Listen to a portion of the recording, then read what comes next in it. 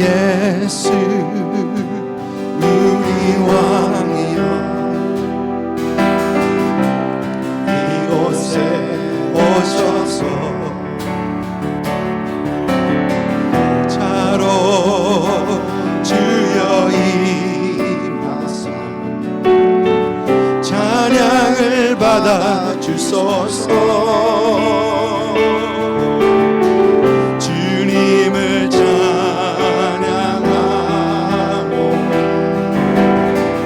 주님을 경배하오니 왕이신 예수여 오셔서 찾아서 다스리소서. 예수 우리 왕이여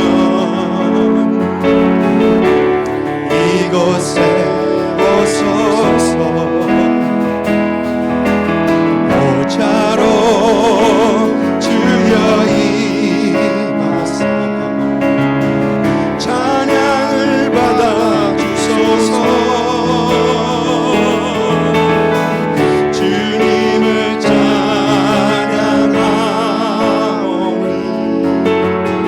주님을 경배하오니 왕이신 예수여 오셔서 찾아서 다스리소서. 주님을 찬양하오니 주님을 찬양하오니 주님을 경배하오니 왕이신 예수여 오셔서 찾아서 다스리소서. 다시 한번 주님을 찬양하오니 찬양합니다. 주님을 찬양하오니 주님을 경배하오니 왕이신 예수여 오셔서 찾아서 다스리소서.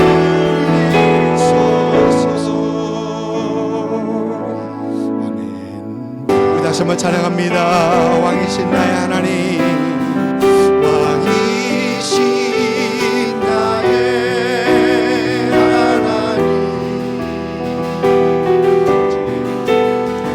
내가 주를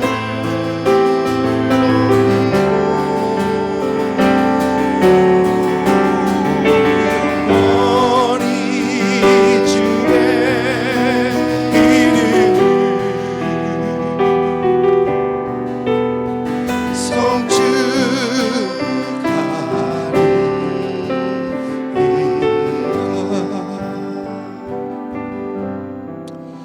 사랑의 아버지 하나님, 왕이신 우리 하나님 아버지, 우리에게 이 귀한 주일 허락하신 것 참 감사합니다. 지난주 여러분들과 함께 말씀을 전하면서 시편 92편에서 우리 예배에 대해서 생각해 봤습니다. 하나님을 예배하는 우리 마음속에 참 하나님을 예배할 수 있어서 참 좋다라는 그런 마음이 우리에게 있어야 된다라는 그런 말씀을 드렸고요. 그리고 우리는 예배의 구경꾼이 아닌 능동적으로 액티브하게 하나님 앞에 예배 드리는 그런 예배자로 세워져 가야 한다라는 그런 말씀도 드렸고, 또 우리 예배는 우리가 하나님에게서 우리가 무엇을 얻기 위하여 드리는 것이 아니라 하나님 앞에 우리의 모든 것을 온전히 드리기 위해서 하는 것이 바로 예배다라는 그런 말씀을 드렸었습니다. 여러분, 우리는 예배로부터 주어진 하나님의 은혜로 살아가는 사람들입니다. 그 은혜를 위해 우리는 무엇보다도 하나님께 우리가 가진 모든 것으로 예배하는, 신령과 진정으로 예배하는 우리 모두가 되어야 합니다. 우리 교회 모든 성도님들이 교회에서뿐만 아니라 여러분들의 있는 그 자리에서 삶 속에서 하나님을 예배하는 예배자로 세워지시기를 주님의 이름으로 축복을 드립니다.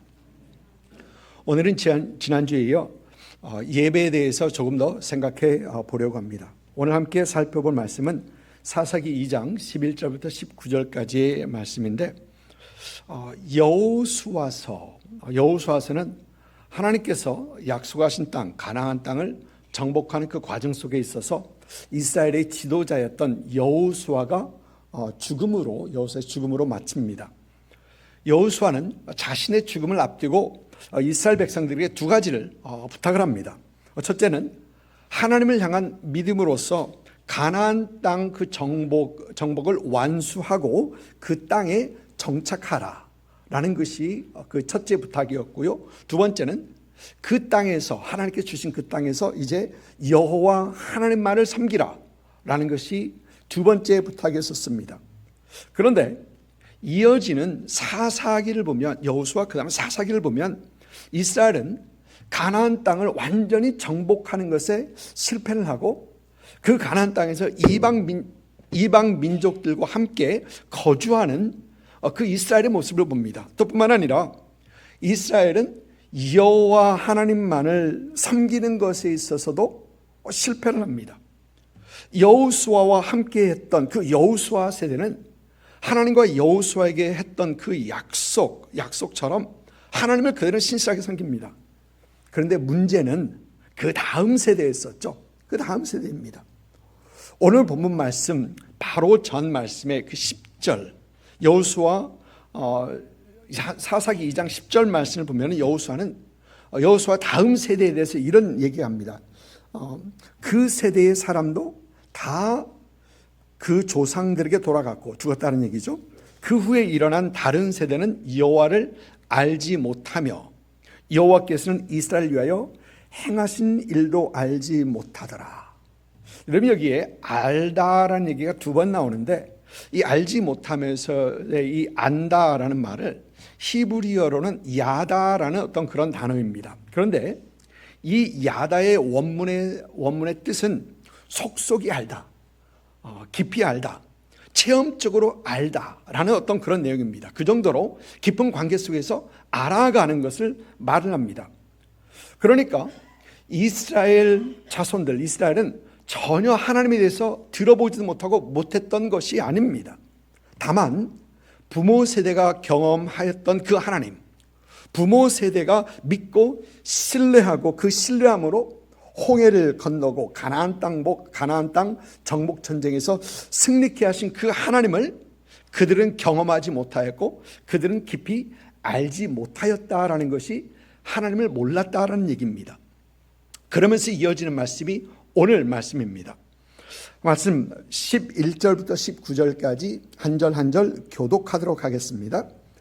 이스라엘 자손이 여호와의 목전에 악을 행하여 바알들을 섬기며 애굽 땅에서 그들을 인도하여 내신 그들의 조상들의 하나님 여호와를 버리고 다른 신들 곧 그들의 뒤에 있는 백성의 신들을 따라 그에게 절하며 여호와를 진노하게 하셨으므로, 곧 그들이 여호와를 버리고 바알과 아스다롯을 섬겼으므로 여호와께서 이스라엘에게 진노하사 노력하는 자의 손에게 넘겨주사 그들이 노력을 당하게 하시며 또 주위에 있는 모든 대적의 손에 팔아 넘기심에 그들이 다시는 그들과 함께 감당 못했으며 그들이 어디로 가든지 여호와의 손이 그들에게 재앙을 내리시니 곧 여호와께서 말씀하신 것과 같고 여호와께서 그들에게 맹세하신 것과 같아서 그들의 괴로움이 심하였더라.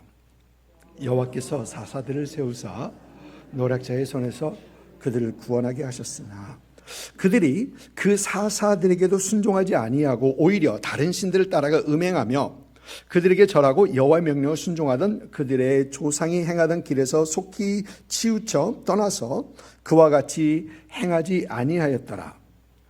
여호와께서 그들을 위하여 사사들을 세우실 때에는 그 사사들과 함께 하셨고, 그 사사가 사는 날 동안에는 여호와께서 그들을 대적의 손에서 구원하셨으니 이는 그들이 대적에게 압박과 괴롭게 함을 받아 슬피 부르짖음으로 여호와께서 뜻을 돌이키셨음이거늘. 같이 읽습니다.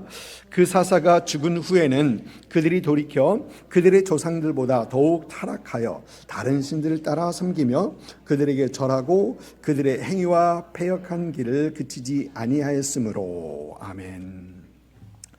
여러분, 우리 성경의 사사기는 그 연도수가 약 400년, 400년입니다. 그러니까 이 짧은 기간이 아닙니다. 400년은 긴 시간입니다.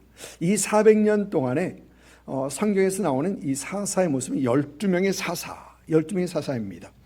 12명의 사사들이 이스라엘의 구원자로서 하나님께 쓰임을 받았던 것입니다. 그런데 이 사사기에서 우리가 보는 건 그 악순환이죠. 악순환입니다. 오늘 말씀에서도 그것이 보입니다.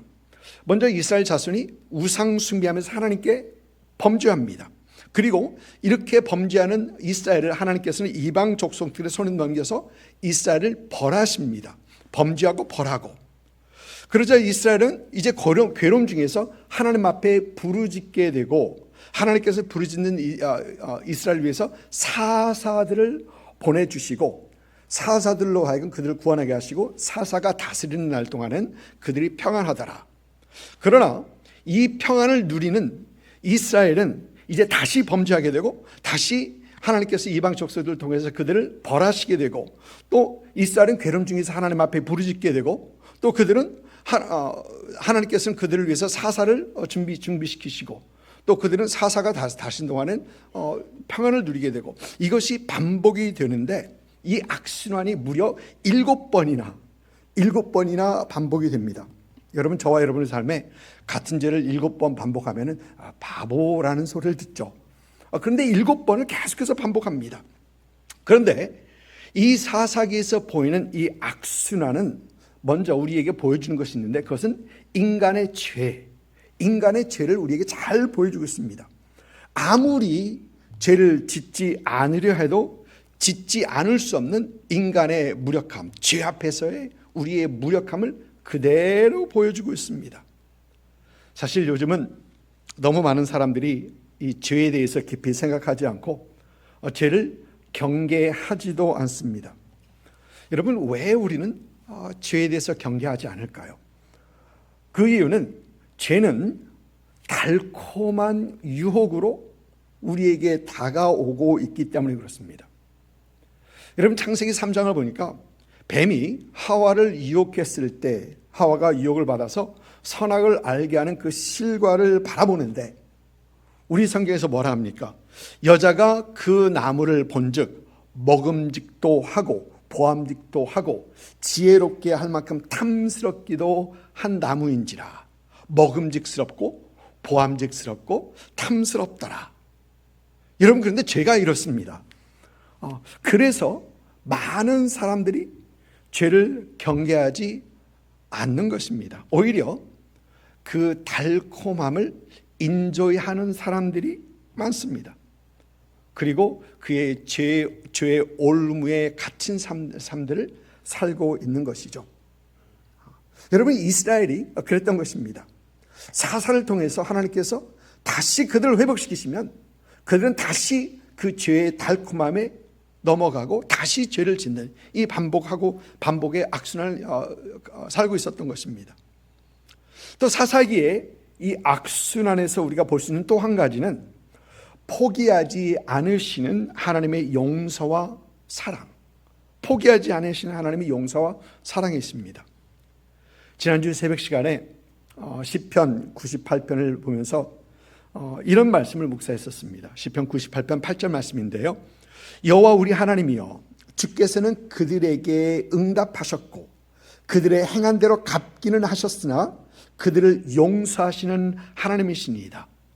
여러분, 우리는 이 말씀에서 하나님의 정의와 공의, 그리고 용서하신 하나님의 자비와 사랑을 우리는 분명 보게 됩니다.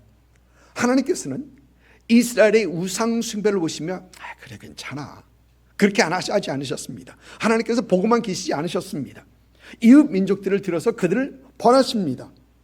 그러나 하나님께서는 그들의 부르짖는 기도를 들으시고 그들을 버리지 아니하십니다.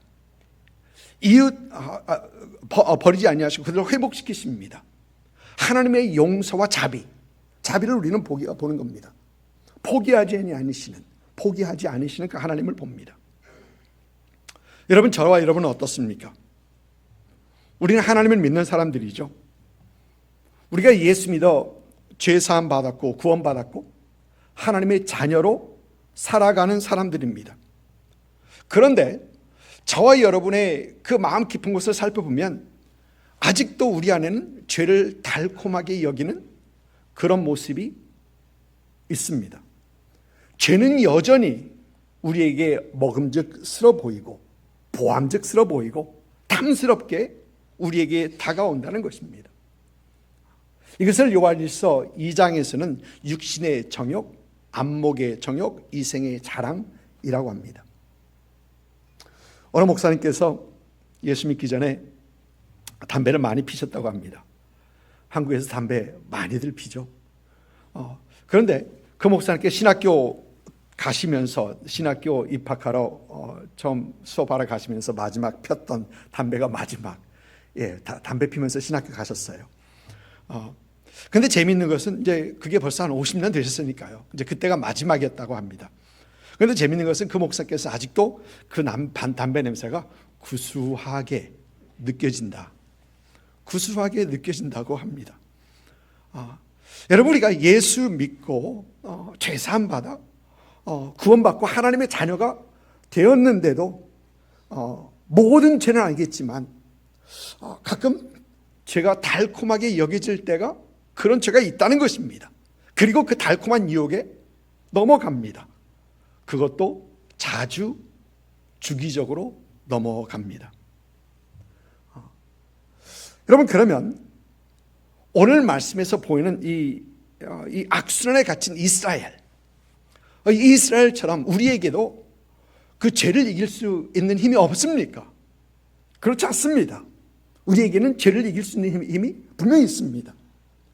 하나님께서는 예수 그리스도의 단 한 번의 십자가 사건을 통해 우리의 모든 죄를 용서하셨습니다. 그리고 포기하지 아니하시는 하나님께서는 독생하신 아들을 보내주시기까지 하면서 인류를 포기하지 않으셨습니다. 그러면서 주님께서 약속하신 것은 누구든지 저를 믿는 자마다 멸망치 않고 영생을 얻겠다라고, 하나님께서 생명을 주시겠다라고 약속하십니다.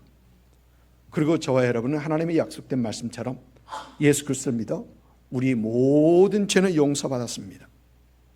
여러분, 그런데 우리 하나님께서는 우리의 죄를 용서하실 뿐만이 아니라 예수 믿는 우리 안에 성령님을 보내주셔서 죄를 이길 수 있는 힘을 우리에게 주신 것입니다.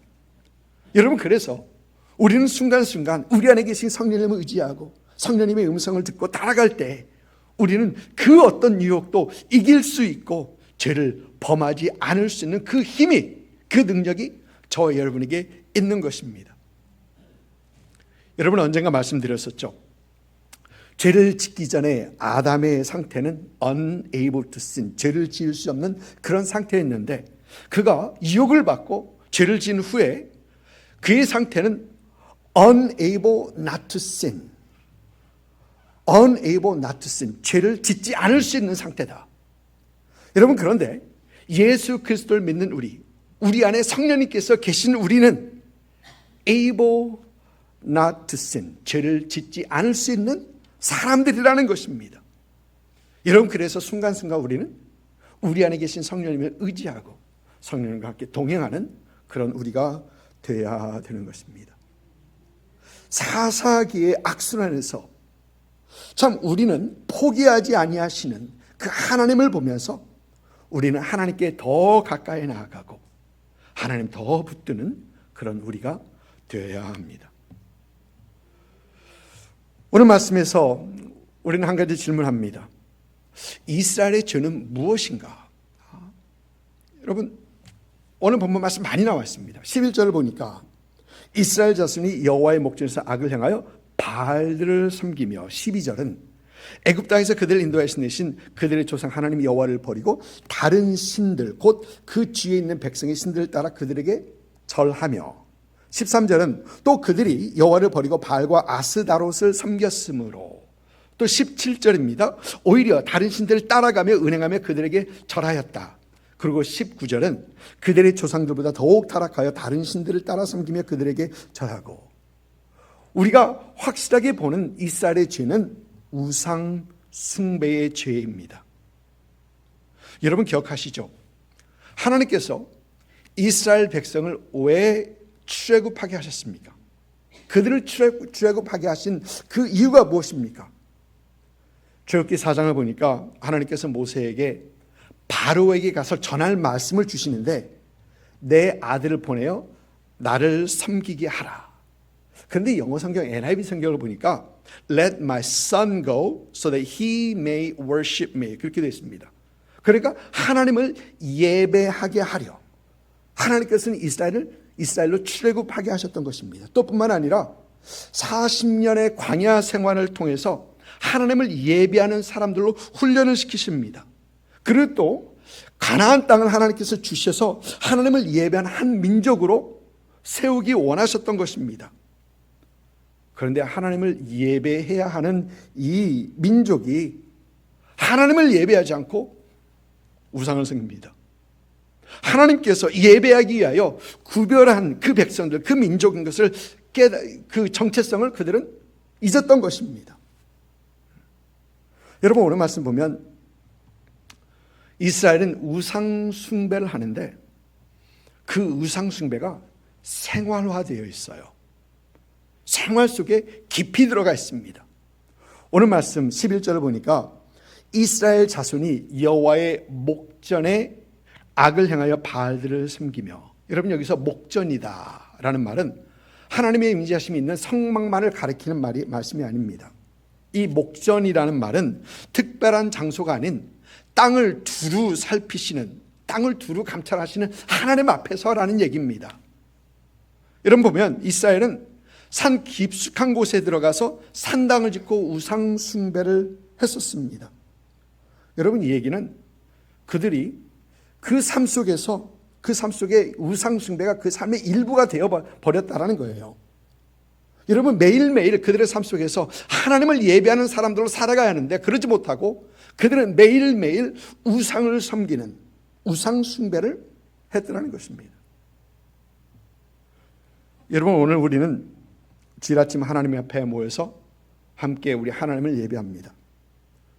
주일 아침에 이렇게 나오셔서 하나님을 예배하는 여러분 너무나 잘하시는 것입니다. 여러분 그런데 우리가 너무나도 또 잘 아는 것은 우리 예배는 주일 이 한 시간에 국한되지 않았다라는 것입니다. 이 한 시간만 예배드리는 그 시간이 아니라는 거예요. 여러분 그런 말씀 들어보셨죠? 우리 삶은 예배의 연장선이다. 여러분 맞습니다. 우리 하나님은 주일 아침 이 한 시간 예배로 때울 수 있는 분이 아니에요. 아니라는 것입니다. 오늘 하나님을 예배하고 집에 돌아가는 우리는 우리 삶 속에서 하나님을 예배하는 사람들로 세워져야 하고 매일매일 우리 삶 속에서 하나님을 향한 예배가 회복되고 지속되어야 한다라는 것이죠. 여러분 그래서 여러분의 집을 하나님을 예배하는 장소로 여기십시오. 하나님을 예배하는 장소로 여기십시오. 여러분의 사업체, 직장 그것을 하나님을 예배하는 것으로 만드십시오. 여러분의 차 속에서 하나님을 예배하는 그 장소로 삼으십시오. 사업체에서 직장에서 일을 시작하기 전에 잠깐 멈추시고 하나님의 말씀을 묵상하고 기도하면서 하나님을 예배함으로 그것이 하나님을 예배하는 장소로 여러분 바꾸십시오. 어떤 분은 이런 말을 합니다. 예배의 수준을 능가하는 삶도 없고 삶을 능가하는 예배도 없습니다.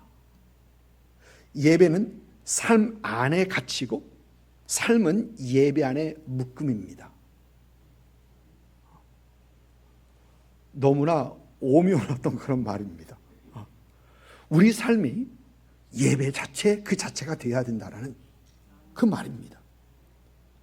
여러분 그때그때 순간순간 하나님을 기억하시면서 하나님의 함께하심과 임재하심을 기억하시면서 여러분 삶 자체가 예배가 되시는 그런 은혜가 있으시길 주님의 이름으로 축복을 드립니다. 오늘 말씀에서 보는 이스라엘의 또 한 가지 죄가 있는데, 그들의 죄는 세상과 뒤섞여 살면서 그들이 세상을 닮아갔더라. 세상과 뒤섞여 살면서 세상을 따라갔습니다. 여러분 우리는 너무나도 잘 기억합니다. 하나님께서 가나안 모든 족속들을 가나안 땅에서 몰아내라고 하셨던 이유가 바로 이 때문이죠. 왜? 뒤섞여 살다 보면 분명히 따라간다는 얘기입니다. 여러분 왜 그들을 따라갑니까? 왜 세상을 따라가고 왜 그들을 따라갑니까? 세상에 있는 것은 먹음직스럽고 보암직스럽고 탐스럽고 좋아 보이니까 따라가는 겁니다. 그러면서 닮아가는 것입니다. 여러분 요즘도 마찬가지입니다. 믿지 않는 사람과 믿는 사람과 혼인하고 살다 보면은 신앙생활 더 믿지 않는 사람이 잘하는 것이 아니라 따라갑니다. 여러분 교회를 헬라어로 에클레시아 잘 아시는 것이죠. 근데 에클레시아라는 단어는 사실 합성어입니다. 에크라는 단어는 out of, 그래 밖으로라는 그 단어고, 클레시아라는 단어는 칼레오에서 나오는 단어인데 불렀다는 얘기입니다. 이 말은 세상으로부터 불러낸 공동체, 구별된 공동체라는 말이 에클레시아, 교회라는 이 단어입니다. 그러니까 교회는 세상 닮으면 안 된다는 겁니다. 그래서 사도 바울도 로마서 12장에 보니까 너희는 이 세대를 본받지 말고 라고 하고 있죠. 그런데 문제는 교회가 자꾸 세상 닮아갑니다. 세상의 기준으로 생각합니다. 세상의 기준으로 좋다 나쁘다, 세상의 기준으로 깨끗하다 깨끗하지 못하다라고 합니다. 짐바브웨 출신 선교사님 스테픈 렁거라는 룽구, 아마 아프리카 발음이 그런 것 같습니다. 그분 계십니다. 룽구 선교사님께서 예수를 업고 가는 아프리카 당나귀, Out of Dark Africa, 영어 제목은 그렇습니다.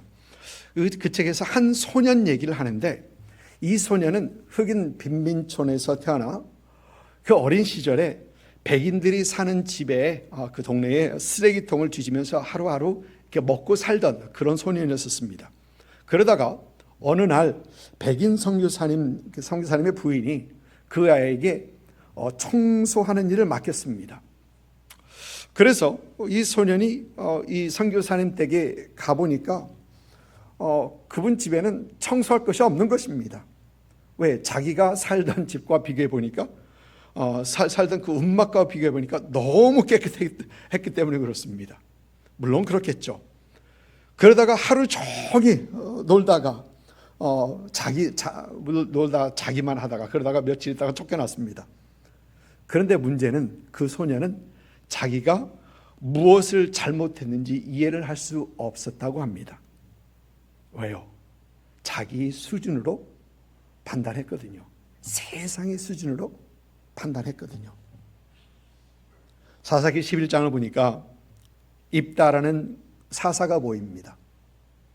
입다는 이스라엘을 암몬의 압박에서 구해냈던 그 사사입니다.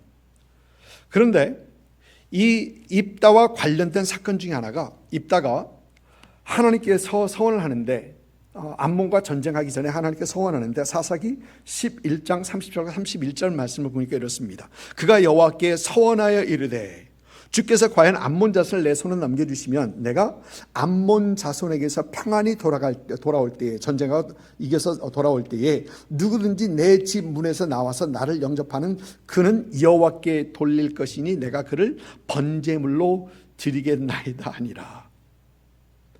인신 제사를 서원을 합니다. 여러분, 그런데 인신제사는 하나님께서 요구하시는 제사가 아니죠. 하나님께서 기뻐하시는 제사가 아닙니다. 여러분, 인신제사는 당시 가나안 땅에 살던 민족들이 몰렉이라는 우상에게 드렸던 것이 바로 이 인신제사입니다. 그런데 이스라엘의 사사가 이런 서원을 하고 그가 전쟁에서 승리하고 돌아왔을 때 그의 집에서 그를 가장 먼저 맞이하는 딸, 그 딸을 제물로 드리는 것을 우리는 봅니다. 여러분, 이것을 혼합주의, syncretism이라고 합니다. 하나님을 향한 신앙이 세상의 가치관과 섞여버렸다는 얘기입니다. 섞여버렸다는 거예요. 그럼 여러분, 현대인의 이 혼합주의, syncretism은 뭡니까? 여러분, 저와 여러분의 신앙을 좌우하는 그런 현대 사회의 가치는 무엇입니까? 혹 물질입니까? 여러분, 우리가 잘 아는 것은 믿지 않는 사람만 돈 하지 않고 믿는 사람들도 돈 한다라는 것입니다. 미국 영화에, 유명한 영화에 제리 머과이어라는 그런 영화가 있습니다. 어떤 스포츠 에이전트로 톰 크루즈가 나오는 그런 영화인데, 거기 제리 머과이어 나오는 그 유명한 라인 있죠. 예, 아마 고개를 끄덕끄덕 하시는 분들은 Show me the money.